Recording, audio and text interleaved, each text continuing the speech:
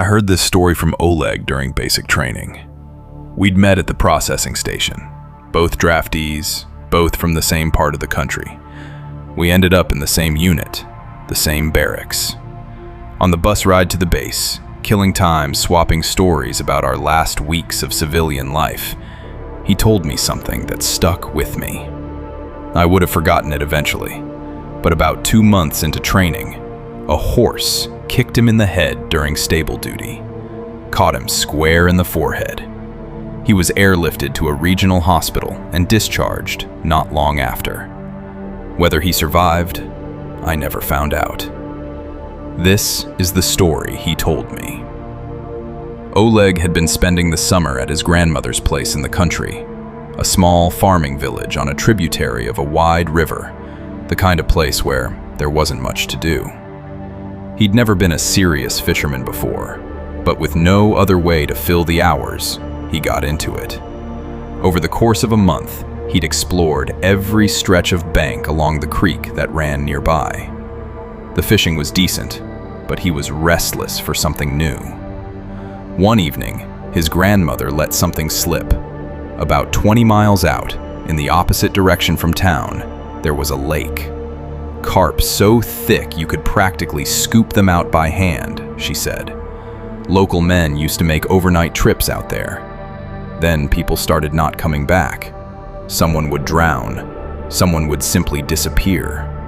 She described the route from memory, straight out along the old field road, through an abandoned village called Millbrook, then a small wood, and the lake was right there. The village had been dying for years.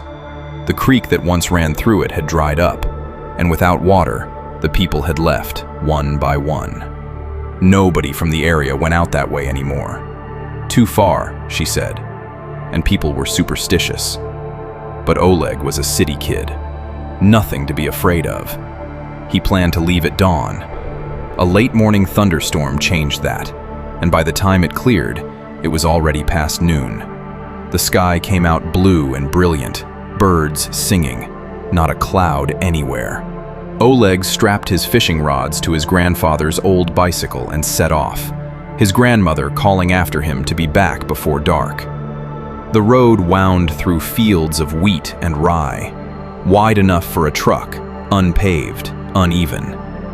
In an hour and a half, he didn't pass a single car or person. That was either a good sign or a bad one. He decided it was good. Fewer people meant more fish. The village appeared in the distance, low wooden structures, dark with age, slumping into the earth. As he rode in, one building stood out immediately. 4 stories tall, black with weathering, tapering slightly toward the top like a crude pyramid. It towered over the low, 1-story farmhouses around it, with something wrong about its proportions, something that made the eye want to slide away from it. The windows were all intact. A path had been worn to the gates, and yet the place felt cold in a way that had nothing to do with temperature. Oleg kept pedaling. The rest of the village was exactly as his grandmother had described. Abandoned houses with caved-in roofs and broken windows. Not a dog barking anywhere. The road through the village was worse than the field road. Huge puddles, invisible ruts underneath. He took them at speed rather than stop to walk around them, which, in hindsight, was not a sound decision, but something about this place made him not want to slow down. He was almost through when he saw her. At the far edge of the village, set up on a small rise beside the road, a very old woman sat on a wooden bench under a birch tree. Ancient, tiny, dressed in a dark headscarf. She was smiling at him, the kind of absent, beatific smile that didn't quite track. And she didn't look away. She kept her eyes on him the whole time he approached, passed, and continued down the road. He could feel her gaze between his shoulder blades for 100 yards. When he finally glanced back, she had gotten up from the bench and was standing in the road, waving her handkerchief after him. He pedaled faster. The road passed through a stand of birch and aspen that turned out to be the local cemetery, long abandoned, crosses and headstones tilting in the tall grass the tree canopy so thick it felt like dusk. He had the thought, briefly, that this whole trip had been a mistake. Then he was through it, and back in the sunlight, and the thought passed. 15 minutes later, he was on the bank of the most beautiful lake he'd ever seen. The fishing was everything his grandmother had promised. The carp were enormous, big enough to break his line repeatedly since he hadn't brought a landing net. He kept snapping his tackle and retying hooks and catching more. He lost track of time completely. The sun was already near the tree line when he came back to himself. 2 hours back, minimum. He packed up quickly, kept the 10 largest fish in a bag tied to the rear rack, and released the rest. Tired and happy, he started home. The plan was to get through the cemetery and the village while it was still light. The flat tire happened in the cemetery. He found the patch kit in the saddlebag, but working in the gathering dark with the mosquitoes was miserable. The cemetery had its own silence. Not quiet exactly, but a particular absence of the sounds that belonged to living places. By the time he'd finished the repair and was reattaching the bag with the fish, his hands were shaking slightly, for reasons he couldn't fully account for. He'd just mounted up when he glanced back to check the tire. A boy was sitting on the rear rack, 6 or 7 years old, blonde, face smudged with dirt, holding onto the frame with small, dirty hands and staring at Oleg with an expression of complete calm. Oleg nearly went over the handlebars. He stopped the bike. Still straddling it, he turned around. "Who are you? Where did you come from? What's your name?" The boy said nothing, just kept looking at him. "Are you from Millbrook?" The faintest nod. "Okay," Oleg said, "because what else do you say? I'll take you back to the village. Hold on tight." He rode fast, asking questions over his shoulder. Parents, school, where he lived, that the boy didn't answer. Not a word the whole way. When they reached the village, the bench under the birch tree was empty. The street was dark and silent. Not a light in any window. "Which house is yours?" He looked back. The rack was empty. The bag with the fish was gone too. Oleg swore, looked around, saw nothing. The village was as empty as it had been that afternoon. He gave up on the fish, swore some more at himself for stopping, and rode hard for the far end of the village. 20 more feet and he'd be past the black pyramid house and out into the fields. That's when the horse screamed. From behind the high fence of the pyramid house, a single piercing sound that shattered the night silence. Then hoofbeats, fast and frantic, as if the animal were circling a pen in a panic. Oleg couldn't see anything over the fence. The gate didn't move. But the sound went through him like cold water, and he stopped thinking about fish and boys, and started thinking only about the road ahead. He stood on the pedals and sprinted. He was half a mile out into the fields, lungs burning, when he heard it again. Hoofbeats, behind him on the road, growing louder with every second. There was nowhere to go. The fields on either side were soft, plowed earth. He'd sink immediately. The road was a corridor. He pedaled until his legs gave out, and then he pedaled some more. And the hoofbeats were right behind him, and he yanked the handlebars to the right and dove into the wheat. The horse thundered past. Oleg lay in the stalks and watched it disappear into the dark. It had no rider. He lay there a while. Then he stood up and pulled the bicycle out of the field. The front wheel was bent badly, a figure 8, unusable. He walked the rest of the way, pushing the broken bike, until he heard voices and saw a flashlight beam swinging in the distance. His grandmother had sent neighbors out to look for him. They came with a cart and a lantern and found him on the road, disheveled and pale. On the ride back, he told the story. The neighbors laughed, not unkindly, about the horse. No one had seen any horse running loose on that road, they said. At home, his grandmother went quiet when he described the boy who appeared after the cemetery. When he mentioned the fish, scattered on the ground and then gone, she crossed herself twice and spent the better part of the next morning telling him, in detail, why you never take anything from a graveyard. Even if you drop something there by accident, she said, you leave it. You don't pick it up. Whatever you carry away from that ground, something comes with it. That was the story. 2 months later, in the stables at the base, a horse kicked Oleg in the head. He never came back from the hospital. I've thought about that sometimes. It was probably a terrible dream. Bad enough, apparently, that he had thrashed the quilted blanket underneath him in his sleep. There was definitely more than just the mattress under him now. And the nightmare had left him with a suffocating sense of helplessness, a feeling worse than being alone in complete darkness. But he wasn't helpless. Even if a fit of rage had clouded his mind, surely that had convinced his family. Surely they had brought him home. There were no quilted blankets on hospital beds. Who else was in the house? Possibly everyone. To show him they cared. But he knew things had been very different not long ago. In the private room, there had barely been space for all of them beside his bed. Whenever they thought he was asleep, they whispered. Once they had even begun discussing his funeral arrangements within his hearing. Now they seemed to have left him alone, and yet he had the strange sensation of being surrounded by a crowd. Perhaps it was just the darkness pressing in. This didn't feel like his bedroom. He had always been able to identify his familiar surroundings in the dark when he woke in a panic.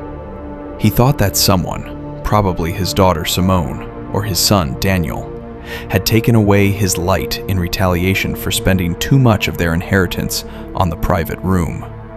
He opened his eyes as wide as he could and saw nothing but dark. He opened his mouth to call out, to tell someone to open the curtains, but his tongue retreated behind his teeth. First things first. He needed to sort out this blanket. He couldn't let anyone see him lying here, arranged as if he were waiting for inspection. In the grip of his nightmare, he had shoved the whole thing underneath him. He tried to get a grip on the fabric with one hand while pushing himself up with the other, but he couldn't get hold of it. It was slicker than he expected, and it didn't give. He stretched both arms out to find the edges, and his fingertips found walls on either side instead. He was lying in something with walls. Some kind of large crib, he supposed. The sides were blocking the light. They must have put him in it so he wouldn't roll off the bed. The indignity of it. And no one had thought to consult him. He threw his arms up to grab the edges and pull himself up. His fingertips met a soft but unyielding surface above his face. The sides were converging at the top. His nails scraped his own hollow cheeks as he managed to raise his trembling arms. And when his elbows were still on the floor of the narrow container, he found the obstruction above his face, hard and slick. He only broke his nails against it. His knees jerked together and rose, struck the barrier above him, and his shaking legs kicked it weakly several times. The rage drained from him with frightening speed, and he lay still, as if the darkness were earth pressing down on him. And it was very close. It seemed his family had cared even less about him than he'd thought. They had arranged for him to meet his greatest and final fear. Perhaps this was still a dream. How could this have happened? As much as he wanted Simone's husband to sign the death certificate quickly, Daniel would have had to be involved too. Could he have decided to save money on embalming and move straight to burial? He had at least dressed him in a suit. The pockets felt empty, though. He couldn't claim that without checking. His trembling fists were clenched near his face, but he forced them open and began patting his chest. The breast pocket was empty, as were the jacket pockets. Feeling for his trouser pockets, he noticed with a cold shock how shrunken he was, how the flesh had drawn tight over his bones. When his fingers found a lump on his right thigh, he thought in terror that it was a broken bone protruding. But no, something was in his pocket. He fumbled it out, nearly dropping it. Someone had thought of him, after all. He pressed the buttons, and, before his heart could properly react, the screen of a mobile phone came on. For a moment, he almost wished the light were less bright, because now he could see exactly how closely the padded walls surrounded him. His shoulders were less than a hand's width from them on either side, and when he tried to raise his head to gauge the length of his enclosure, his forehead knocked against the hard lid above him. Around the phone, the silk lining shimmered green in the light. Further toward the center, it went pale, almost white, and at the far end, near his feet, it was black as dirt. He set his head back on the pillow that was the entire floor and tried to focus on nothing but the phone. It was his only connection to the living world, and he shouldn't panic about not being able to remember any numbers. The phone would remember for him. The knuckles of his hand scraped the lid when he tried to hold the phone at a readable distance. The screen was too close. The letters blurred into a watery smear. He needed only to find the key that brought up the saved contacts, and he pressed it with enough force to nearly dislocate his finger. The symbol that appeared was shapeless as a blot of mud, but he knew what it meant. He pressed the top left key, already regretting that he had saved Daniel first, and held the phone to his ear. Silence. Then a hiss, as if the phone were trickling sand. The air around him was suffocating, but Ko went cold at the thought that he might be too far underground for a signal. He turned onto his side to bring the phone a few inches closer to the surface, but his shoulder struck the lid before it was vertical. He struggled to find a position that would work, and as he did, the line began to ring. It rang while he carefully turned onto his back again, but nobody answered. He had almost begun to pray. To whom, exactly, he wasn't sure. When the ringing stopped. It was not Daniel. A completely expressionless voice informed Ko that the person he was trying to reach was not available. It confirmed Daniel's number in a voice that sounded less human than the first, and offered him the option of leaving a voicemail. "It's your father. Yes, it's me. I'm alive. You've buried me alive. Do you hear me? Do you hear me? For God's sake, pick up, you. Just pick up. Tell me you're coming. Call me back when you get this. Get me out. Quickly." Was it his breath that made the light waver? He desperately wanted to keep talking, but he couldn't drain the battery. He ended the call and pressed the next key. Simone's number. The same recorded voice. It almost felt like a cruel joke, even as the assembled voice read out the phone number, digit by digit. When the message tone sounded, he was silent for a moment, then began to babble, afraid the connection would drop. "It's me, your father. Someone was in a hurry to be rid of me. You're not answering either, or you're afraid to. Maybe you're all celebrating. I don't want to interrupt. Just send someone to dig me out." He was close to hysterics. These were not the messages to leave. In his position, he could not afford to quarrel with his family. His clumsy fingers had already ended the call. Surely he hadn't done it himself. Should he ring his children again? There were friends he could call as well, if only he could remember their numbers. Then he understood that there was only one call that mattered. Why had he spent so long calling his family? He ran his thumb across the lit keys, found the bottom row, and pressed 9 3 times. The call was answered before the first ring finished. A woman's voice. "Emergency services?" When she asked which service he required, he said, "Police," without a moment's hesitation. She continued with procedural questions. "Police," he said again, louder and rougher than he intended. A brief, cottony silence. Then a man's voice. "Gloucestershire Police. I need help. I know you won't believe this, but I've been buried alive." His voice sounded too despairing. He nearly laughed, trying to work out what tone was appropriate for this situation, but the officer spoke immediately. "What's your name, sir?" "Alan Coe." He stopped, struck by the thought that this name should be carved on a stone 6 feet above him.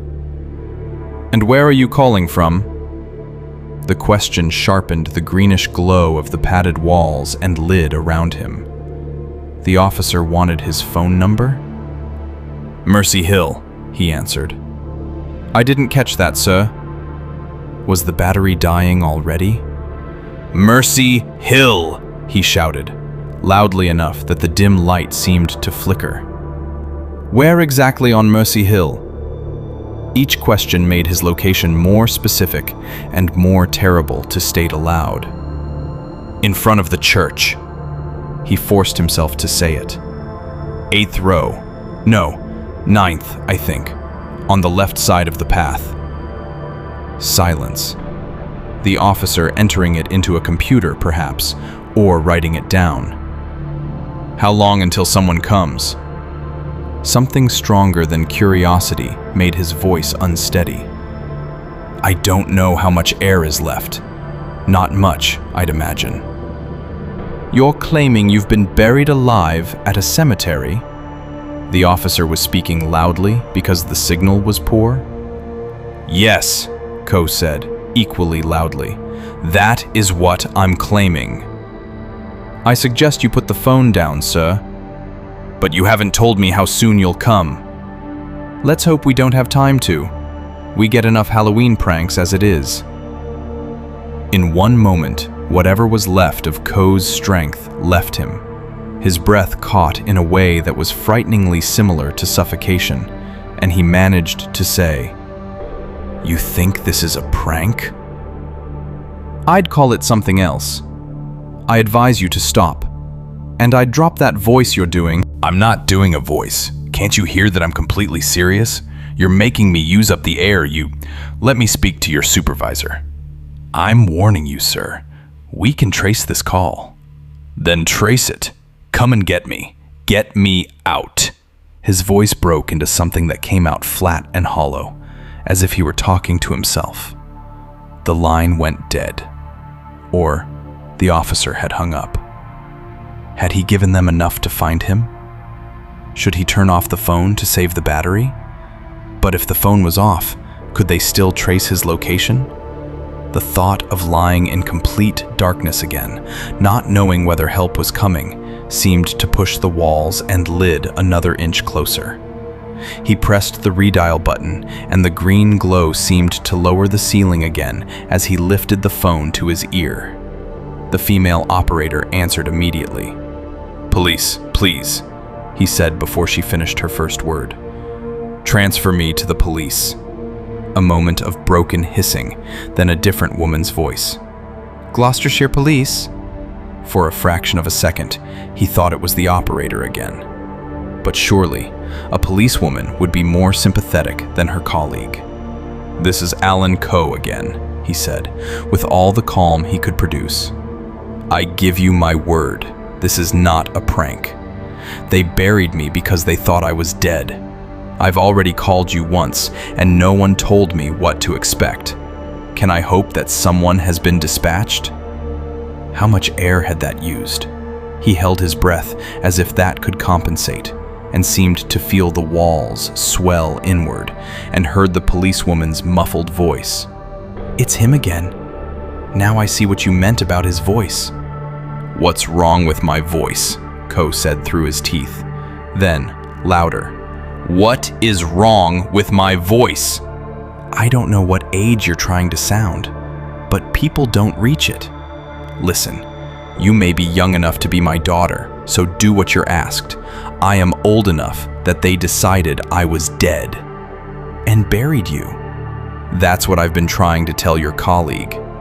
"In a grave." "Mercy Hill, below the church. Middle of the 9th row, left side of the path." The image came to him, the open hole, his own hand dropping soil onto his wife's coffin. And suddenly, the thought arrived with sickening clarity. Her coffin was directly beneath him. He might have wanted to be reunited with her, the woman she had been before she stopped recognizing him, before she became a skeleton with an infant's mind. But not like this. He remembered the sound of earth being shoveled in on top of her, and understood that all that earth was now above him. "And you'd like us to dig you up?" the policewoman asked. "Can't you do that? Or at least send someone?" "How long are you going to keep this up? Do you think we can't see through this?" "I am not keeping anything up. For God's sake, believe me, this is the truth." He grabbed at the padding with his free hand, and his nails made a sound like chalk on a board. "Why won't you believe me?" he cried. "How do we believe a phone is working underground?" "Because it is working. I can barely hear you." The signal was failing, and Ko almost blamed her for it. "I said it's working," he shouted. "Very funny." Away from the mouthpiece. Now he's pretending the signal's breaking up. Had the light flickered? For a moment, darkness seemed to press in on him. Only darkness, not earth falling into his prison. Or was it his mind starting to fail for lack of air? "It is breaking up," he breathed into the phone. "Tell me someone is on the way." "You won't like it if they are." At least her voice sounded steady again, and presumably he was equally audible. "You still think I'm joking? Why in God's name would I joke about this at my age? I didn't even know it was Halloween." "Then why did you say it was Halloween if you didn't know?" "Because your colleague told me. I don't know what day it is. I don't know how long I've been in here," he said, and the light began to fade, as if demonstrating how much oxygen had been consumed. "Long enough. I suppose we'll have to give you credit for persistence." "Are you in some kind of cardboard box?" The sound suggests it. "It's not a cardboard box, it's a coffin, God help me. Here, listen to this." He clawed at the lid above him, and the scratching was more felt than heard. He held the phone toward his scraping fingers, but when he brought it back to his ear, the policewoman said, "I think I've heard enough." "You still think I'm deceiving you?" He should have demanded to speak to her supervisor, and he was about to, when another thought struck him. "If you really think so," he said, "why are you still talking to me?" And then he understood. As humiliating as it was to be treated as a criminal, it didn't matter. So long as they kept the line open long enough to trace him, he would say whatever she needed to hear. He had already opened his mouth to launch into a long, rambling speech when he heard a distant voice. "No use. Can't locate him." But if he was too far underground for them to trace, how was he calling at all? The policewoman brought him to the edge of collapse. "Consider yourself fortunate," she said. "And stop this. Don't you understand that while you hold this line, someone who genuinely needs help can't get through?" He could not let her go. The thought of them refusing to answer if he called again was unbearable. It didn't matter what he said, as long as he kept her on the line. "You stupid cow, don't talk to me like that." "I'm warning you, just do your job. The job the public pays you for. You were no more help to my wife, were you? Where were you when she was wandering the streets not knowing where she was? when she was chasing me through the house because she'd forgotten who I was and thought I was an intruder. You helped me then, did you? She nearly killed me with a kitchen knife. And now do your job for once, you pathetic, useless. The phone died. Just died, without warning, and the ear he had pressed against it now heard nothing but darkness. He squeezed the phone in his fingers, shook it, stabbed at buttons that produced nothing but soft, dead clicks, none of which relieved the absolute dark. At last, exhaustion, or despair, or both, overcame Ko. His hands fell. The phone slipped from his fingers.